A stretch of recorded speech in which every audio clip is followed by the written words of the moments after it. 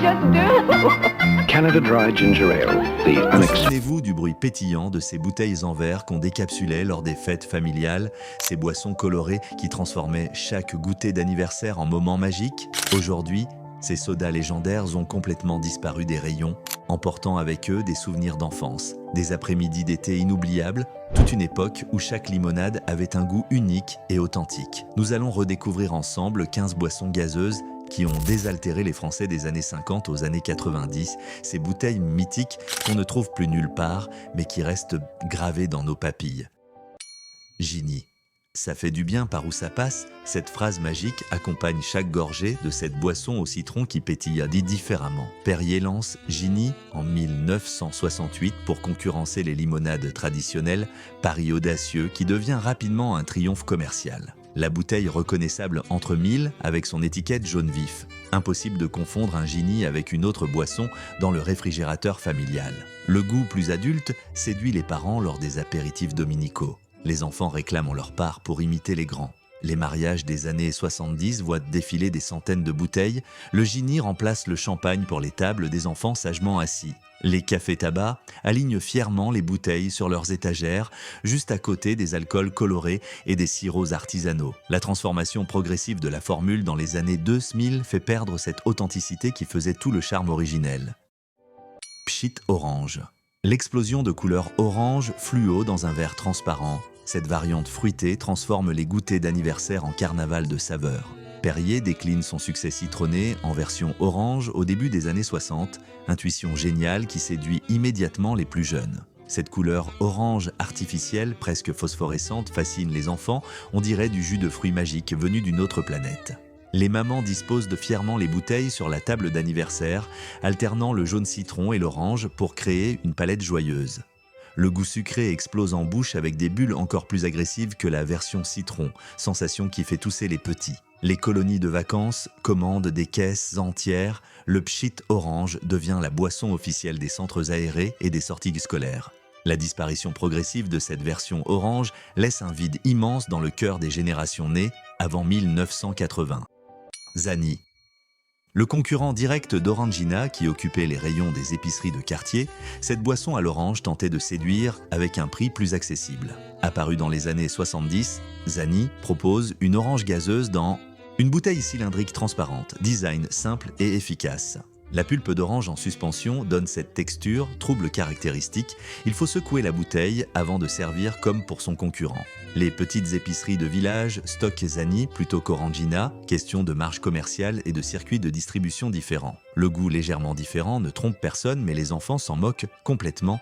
L'important, c'est les bulles et le sucre. Les pique-niques du dimanche voient apparaître les bouteilles de Zani dans les paniers en osier, à côté des sandwichs au jambon et des tomates. La marque s'efface progressivement dans les années 90, incapable de résister à la puissance commerciale des grands groupes internationaux. Frisco. Les couleurs vives de l'étiquette attirent les regards dans les distributeurs automatiques des gares et des piscines municipales. Cette boisson citronnée, lancée dans les années 70, se positionne comme l'alternative moderne aux limonades traditionnelles jugées trop ringardes. Le packaging résolument pop, avec des motifs géométriques colorés, reflète l'esthétique de l'époque, orange, jaune, vert, qui explose visuellement. Les kiosques de plage alignent les bouteilles glacées, les baigneurs assoiffés se ruent après des heures d'exposition au soleil brûlant. Le goût franchement chimique ne dérange absolument personne à cette époque bénie où les arômes artificiels représentent la modernité triomphante. Les stations-service des autoroutes proposent Frisco dans leurs boutiques, pause rafraîchissante pendant les longs trajets vers le midi. La marque disparaît au début des années 90 quand les consommateurs commencent à réclamer plus de naturel et moins de chimie. Very Good. La limonade artisanale qui sentait bon la tradition française, bouteille en verre épais avec une étiquette aux motifs anciens, rappelant les réclames d'autrefois. Fabriquée depuis le 19e siècle, Very Good incarne la permanence rassurante face aux sodas américains qui envahissent progressivement le territoire. Le goût authentique de citron avec ce pétillant doux qui ne pique pas trop fort, les grands-mères les choisissent Very Good pour leurs petits-enfants. Les fêtes de village voient s'installer les stands avec des caisses de Very Good bien fraîches, la buvette animée par les bénévoles du comité des fêtes. La mousse blanche qui déborde quand on verse trop vite dans le verre, cette catastrophe sucrée qui colle les doigts instantanément. Les kermesses paroissiales proposent Very Good aux enfants sages après la messe dominicale, récompense méritée pour avoir tenu tranquille pendant l'homélie. La production familiale cesse dans les années 80 face à l'industrialisation massive, impossible de résister aux mastodontes du secteur. Banga. L'exotisme tropical dans une bouteille française, cette boisson à l'ananas transporte instantanément vers des îles lointaines qu'on n'a jamais visitées. Lancée dans les années 70 en pleine vague d'engouement pour les saveurs exotiques, Banga surfe intelligemment sur la tendance polynésienne. La couleur jaune doré évoque les plages de sable fin, les cocotiers, tout un imaginaire de vacances perpétuelles que la publicité exploite brillamment. Le goût franchement sucré d'ananas chimique ravit les papilles enfantines. Peu importe que ce soit totalement artificiel et sans rapport avec le vrai fruit. Les discothèques des stations balnéaires servent Banga comme base pour des cocktails sans alcool destinés aux adolescents qui veulent imiter les adultes. Les supermarchés Mammouth et Carrefour empilent les packs promotionnels dans leurs allées centrales, prix cassés pour attirer les familles nombreuses. La mode de l'exotisme s'estompe dans les années 90, Banga disparaît silencieusement des rayons sans que personne ne s'en émeuve vraiment. Viking. Le nom nordique pour une limonade bien française, ce paradoxe amusant séduit les Parisiens qui en font leur boisson favorite. Produite en région parisienne depuis l'entre-deux-guerres, Viking domine le marché francilien avec sa distribution efficace et son goût reconnaissable. La bouteille en verre lourd, avec un Viking casqué gravé dans le verre, design qui fascine les enfants imaginant des conquêtes légendaires. Les bistrots parisiens servent Viking avec leur sandwich jambon-beurre, accord parfait pour accompagner les déjeuners rapides des employés pressés. Le livreur Viking devient une figure du quartier, sa camionnette bleue qui s'arrête devant chaque café-tabac pour décharger les caisses cliquetantes. Les consignes rapportées donnent droit à quelques centimes de réduction, économie appréciable pour les budgets serrés des familles modestes. La marque s'efface progressivement dans les années 80, rachetée puis abandonnée par des groupes qui rationalisent de leur portefeuille de produits. Canada Dry, le champagne des sodas, voilà comment la publicité présente cette boisson sophistiquée au gingembre qui intrigue les Français. Arrivé en France dans les années 50, Canada Dry se positionne intelligemment sur le segment haut de gamme des boissons gazeuses. La couleur dorée pétillante dans une flûte à champagne donne l'illusion de trinquer élégamment, même quand on ne boit pas d'alcool. Le goût de gingembre totalement inhabituel déroute au début puis séduit progressivement une clientèle qui cherche la distinction. Les apéritifs bourgeois des dimanches après-midi voient apparaître les bouteilles de Canada Dry, alternative chic au banal pchit populaire. Les restaurants proposent Canada Dry dans leur carte des boissons, tarif plus élevé qui justifie ce positionnement quasi aristocratique. La version française spécifique, avec sa formule adaptée, disparaît quand le groupe uniformise mondialement ses recettes dans les années 2000. Elsass Cola. La fierté alsacienne en bouteille, ce cola régional résiste vaillamment à l'invasion du Coca-Cola américain qui colonise progressivement les rayons. Produit à Strasbourg depuis 1952, Elsass Cola incarne la résistance locale face à la mondialisation des goûts. L'étiquette tricolore bleu-blanc-rouge affirme fièrement l'origine française, argument patriotique qui fonctionne auprès d'une clientèle attachée au terroir. Le goût légèrement différent du Coca-Cola divise les consommateurs, certains le préfèrent, tandis que d'autres restent fidèles à l'original américain. Les brasseries alsaciennes servent exclusivement Elsass Cola par principe, refusant catégoriquement de céder aux sirènes du marketing international. Les choucroutes arrosées d'Elsass Cola deviennent une habitude régionale, accord surprenant mais qui fonctionne parfaitement selon les Strasbourgeois. La production cesse au début des années 2000 face à la pression commerciale écrasante des multinationales du soda. Royal Crown Cola. Le troisième cola qui tentait courageusement de s'immiscer entre Coca et Pepsi, pari audacieux qui se solde par un échec commercial. Implanté en France dans les années 60, RC Cola propose un goût différent censé séduire les palais français réticents face aux colas américains. La bouteille avec sa couronne dorée affiche des prétentions royales, positionnement marketing qui amuse mais ne convainc pas vraiment. Les prix légèrement inférieurs attirent les familles nombreuses qui calculent au centime près leur budget courses hebdomadaires. Les épiceries de quartier acceptent ceux de référencer RC Cola pour offrir du choix face aux mastodontes qui imposent leurs conditions. Les campagnes publicitaires tentent vaillamment de créer une identité distinctive, sans jamais parvenir à graver durablement la marque dans les consciences. La disparition progressive dans les années 80 ne surprend personne. RC Cola rejoint le cimetière des marques oubliées trop rapidement. Golden Drink.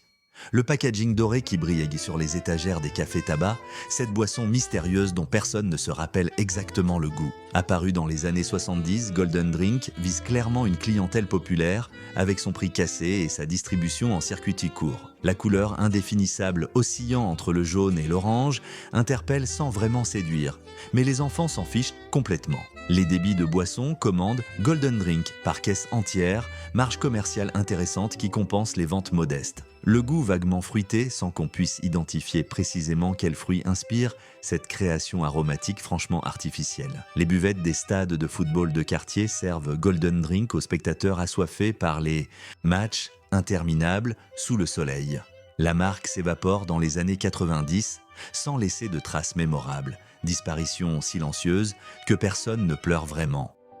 Sidou, le cidre sans alcool qui permet aux enfants de trinquer comme les adultes lors des repas de famille traditionnels. Lancé par Loïc Raison dans les années 60, Sidou comble un vide en proposant une boisson pétillante qui imite le cidre des grands. La bouteille, qui ressemble exactement aux vraies bouteilles de cidre breton avec son bouchon de liège attaché par un fil métallique. Le rituel d'ouverture fascine les petits, ce bouchon qui saute avec un pop sonore comme pour les grandes occasions festives. Le goût de pomme pétillant, légèrement sucré, séduit instanciellement les papilles enfantines, habituées au soda franchement chimique. Les crêperies bretonnes proposent systématiquement Sidou pour accompagner les galettes des enfants, tradition qui s'installe progressivement dans toute la France. La production continue encore aujourd'hui, mais la formule moderne n'a plus rien à voir avec le Sidou authentique des décennies glorieuses. Pchit, y a pas de lézard, voilà le slogan qui résonnait dans tous les foyers français quand on prononçait ce nom pétillant. Lancé en 1954 par Perrier, Pchit révolutionne le marché des boissons gazeuses avec son nom audacieux qui imite le bruit de la capsule. Cette limonade au citron dans sa bouteille en verre transparent devient instantanément l'emblème des fêtes familiales, des communions ou des mariages populaires où les enfants sirotent fièrement leur verre. Le pétillant intense qui pique le nez, cette sensation presque agressive qui fait pleurer les yeux des plus petits, tout le monde reconnaît immédiatement un Pchit. Les publicités télévisées envahissent les écrans, des slogans qui se gravent dans les mémoires collectives pour toujours. La bouteille, consignée, s'accumule dans les casiers des cuisines, ce cliquetis caractéristique quand papa rapporte les bouteilles vides à l'épicerie du quartier. La formule originale disparaît progressivement dans les années 90, remplacée par des versions édulcorées qui n'ont plus rien à voir avec le goût authentique. Sun, la marque distributeur de Casino qui démocratise les sodas avec des prix défiant toute concurrence, révolution commerciale dans les caddies familiaux. Apparue dans les années 70, la gamme Sun décline toutes les saveurs imaginables, cola, orange, citron tropical dans des bouteilles au plastique bon marché. Les familles nombreuses remplissent de leurs coffres de voitures avec des packs entiers, économie substantielle face aux marques nationales hors de prix. Le goût franchement inférieur ne dérange pas une clientèle qui privilégie la quantité sur la qualité, pragmatisme des budgets y serrés. Les étiquettes basiques sans fioritures des marketing affichent clairement le positionnement low cost assumé sans complexe aucun. Les goûters d'anniversaire des familles modestes alignent fièrement les bouteilles Sun multicolores, arc-en-ciel économique qui fait plaisir aux enfants. La gamme évolue constamment, mais les anciennes formules disparaissent progressivement, remplacées par des versions standardisées moins typées. Finlay, la tentative de Coca-Cola de créer une boisson sophistiquée à la française, pari audacieux avec une formule originale rapidement abandonnée. Lancée en 1985, la première formule Finlay propose des saveurs botaniques innovantes. Citron vermente, pamplemousse. Les bouteilles en verre élégantes avec des étiquettes raffinées visent clairement une clientèle adulte éduquée recherchant la distinction. Le positionnement haut de gamme séduit les restaurants qui proposent de Finlay comme alternative chic aux sodas traditionnels trop populaires. Le goût vraiment différent divise les consommateurs. Certains adorent, tandis que d'autres trouvent ça bizarre et chimique. Les publicités télévisées mettent en scène des adultes sophistiqués dans des situations élégantes, rupture totale avec les codes habituels. La reformulation complète dans les années 2000 transforme totalement Finlay, plus rien à voir avec la boisson originale disparue. Pampléna, l'audace du pamplemousse gazeux quand tout le monde misait sur l'orange et le citron. Pari risqué d'une marque qui voulait se démarquer. Apparu dans les années 80, en pleine vague santé, Pampléna surfe sur l'image diététique du pamplemousse riche en vitamines. La couleur rose pâle dans la bouteille transparente attire les regards, teinte délicate qui change des oranges et jaunes criards habituels. Le goût franchement amer surprend les palais habitués au soda sucré. Il faut s'accrocher pour apprécier cette amertume caractéristique. Les salles de sport et clubs de remise en forme référencent Pamplena, positionnement santé, qui séduit une clientèle soucieuse de sa ligne. Les publicités vantent les vertus amincissantes du pamplemousse, argument scientifiquement douteux mais qui fonctionne commercialement. La niche de marché trop étroite condamne Pamplena à une disparition rapide, le grand public préférant largement les saveurs sucrées rassurantes. Quelle boisson réveille vos souvenirs les plus tendres parmi ces 15 trésors disparus? Partagez dans les commentaires le nom de votre soda préféré pour continuer ce voyage pétillant dans nos mémoires collectives. N'oubliez pas de liker si ces bouteilles ont fait remonter des émotions enfouies depuis des décennies. Abonnez-vous pour explorer d'autres pans oubliés de notre patrimoine gustatif français.